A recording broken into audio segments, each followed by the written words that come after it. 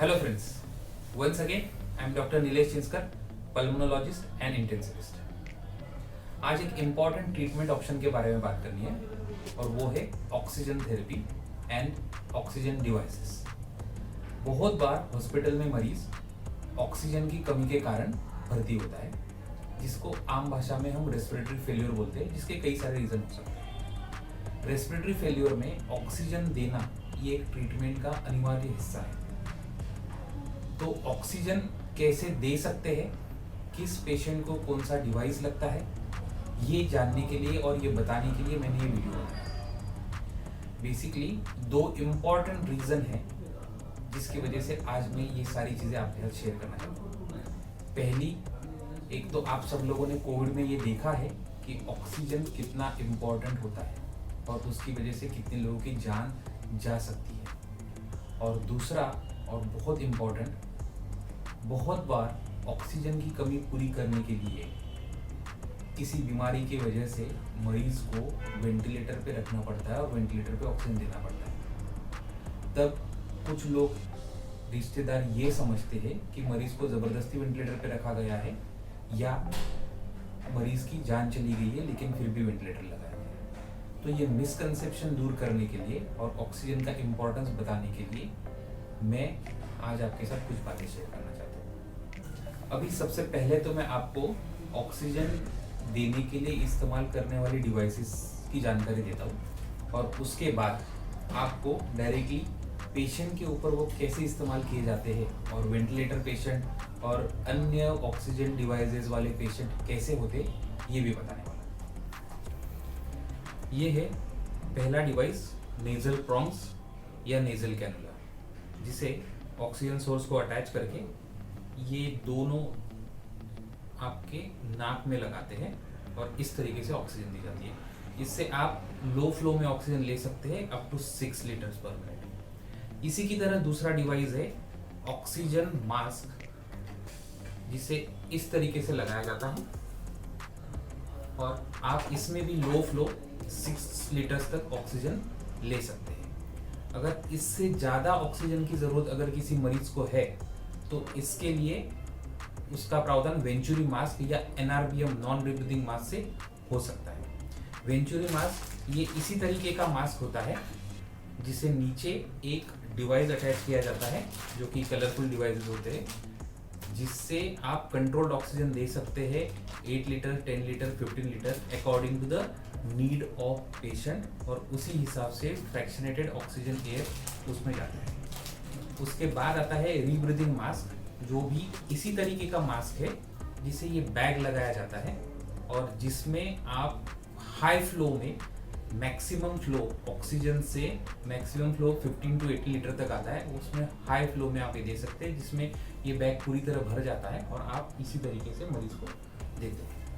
अगर ये oxygen devices से भी अगर पेशेंट का ऑक्सीजन मेंटेन नहीं हो रहा है या उसको सांस लेने में दिक्कत हो रही है और उसको अन्य कई प्रॉब्लम है, तो कई बार उसे वेंटिलेटेड मास्क लगाया जाता है, जो एक नॉन इन्वेजिव वेंटिलेटर का एक तरीका है। उसे वेंटिलेटर का ही एक टाइप है, जस्ट एक नॉन इन्वेजिव और इन्वेजिव वेंटिलेटर, ये दो तरीके के वेंटिलेटर के टाइप होते हैं। नॉन इन्वेजिव यानी कि बॉडी में कोई भी ट्यूब डाले बगैर जिस मास्क से ऑक्सीजन देते हैं और जो मास्क वेंटिलेटर से कनेक्टेड होता है, उसे बोलते हैं नॉन इन्वेजिव वेंटिलेशन। और नॉन इन्वेजिव वेंटिलेशन के लिए ये मास्क होता है, जो मैं आपको मरीज के ऊपर दिखाने वाला हूँ। ये मास्क होता है जो एक टाइट फिटेड मास्क होता है, जिसको स्ट्रैप लगा के देते हैं और ये यहाँ से एक ट्यूब वेंटिलेटर को कनेक्ट होता है और वेंटिलेटर से उसको प्रेशराइज्ड एयर और ऑक्सीजन मिलता है, ताकि उसका ब्रेथलेसनेस कम हो और ऑक्सीजन की मात्रा मेंटेन हो। कई बार इसे बाईपैप या सीपैप मास्क भी बोला जाता है। और दूसरा और आखिरी तरीका होता है कि इन्वेजिव वेंटिलेशन, यानी कि मरीज के गले में सांस की नली में एक ट्यूब डाल के उस ट्यूब को वेंटिलेटर से कनेक्ट किया जाता है, उसे बोलते हैं इन्वेजिव वेंटिलेटर। तो फ्रेंड्स, अभी हम देखते हैं मरीज के ऊपर इस ऑक्सीजन उपकरणों का उपयोग किस तरीके से किया जाता है, आपके बेटर अंडरस्टैंडिंग के लिए। तो पहले देखते हैं कि नेजल प्रॉन्ग्स का इस्तेमाल कैसे किया जाता है। ठीक है, ये मरीज को नेजल प्रोंग्स लगाया है,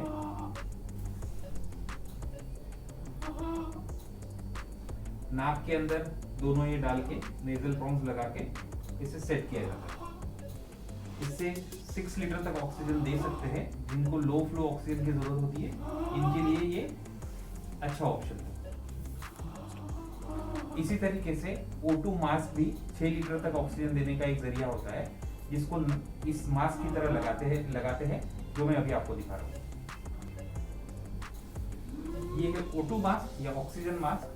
इसको इसी तरीके से नाक और मुंह को कवर करते हुए लगाते हैं और आप इसमें भी लो फ्लो ऑक्सीजन दे सकते हैं। इसी तरीके से जिन लोगों को ऑक्सीजन की बहुत ज़्यादा ज़रूरत होती है, उन लोगों को रीब्रीदिंग मास्क यानी कि ये बैग वाला मास्क लगा के ऑक्सीजन लगाते हैं। This is called as rebreathing mask. Oxygen mask की तरह ही इसको एक बैग है जो एक रिजर्वायर बैग की तरह इस्तेमाल होता है। इसमें ऑक्सीजन भरा जाता है और हाई फ्लो में यानी कि 15 से 18 लीटर तक आप मरीज को ऑक्सीजन दे सकते हैं।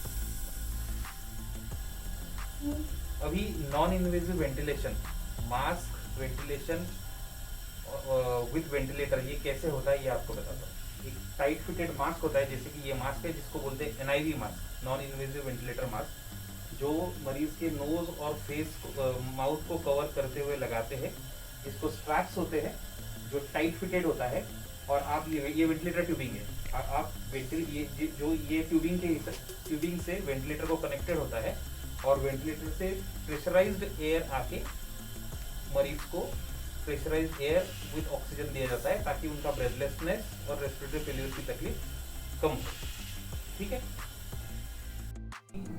सबसे अहम चीज, जब कोई पेशेंट बहुत क्रिटिकल होता है और ऑक्सीजन मेंटेन नहीं कर पाता, या सांस लेने की बहुत ज़्यादा परेशानी होती है, या न्यूरोलॉजिकली बहुत वीक होता है कि सांस लेने के काबिल भी ना रहे, या बहुत ज़्यादा सीरियस एक्सीडेंट हो जाए और उसकी वजह से चेस्ट में और फेस में इंजरी हो जाए, ऐसे इंसान को वेंटिलेटर लगाने की ज़रूरत आ सकती है। जैसे कि ये मरीज है जो क्रिटिकल कंडीशन में आए थे और जिसकी वजह से अभी ये वेंटिलेटर पे है। This is type of invasive ventilator. Invasive ventilation means आपके बॉडी में एक ट्यूब को डाला जाता है। जैसे कि ये ट्यूब है, इसको बोलते हैं एंडोट्रैकियल ट्यूब या ET ट्यूब।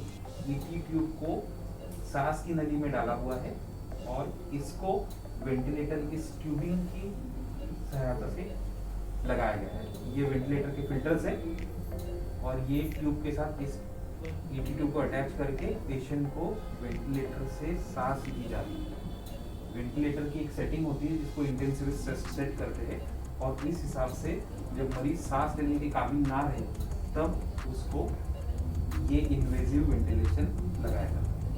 अब बहुत सारे मरीजों का ये कहना है कि वेंटिलेटर पे पेशेंट बेहोश रहता है, बात नहीं कर सकता, वो हिल नहीं पाता, और कई वजह से ऐसा मिसकंसेप्शन हो जाता है कि मरीज है ही नहीं और तो भी उसे वेंटिलेटर लगाया गया। लेकिन ये बिल्कुल गलत है, क्योंकि जब मरीज की दिल की धड़कन और सारी चीज़ें चलती रहती है और जो कि हम मॉनिटर पे देख सकते हैं कि इसके ECG का rhythm, heart rate, oxygen level जो सब देख सकता है, ये एकमात्र परिमाण होता है कि ये मरीज को बराबर से वेंटिलेटर लगाया है और उसके वाइटल्स पूरी तरीके से ठीक है। ऐसे में मरीज को बेहोश इसलिए किया जाता है वेंटिलेटर के ऊपर क्योंकि मरीज के सांस की नली में वेंटिलेटर की ट्यूब या ET ट्यूब लगाई गई होती है।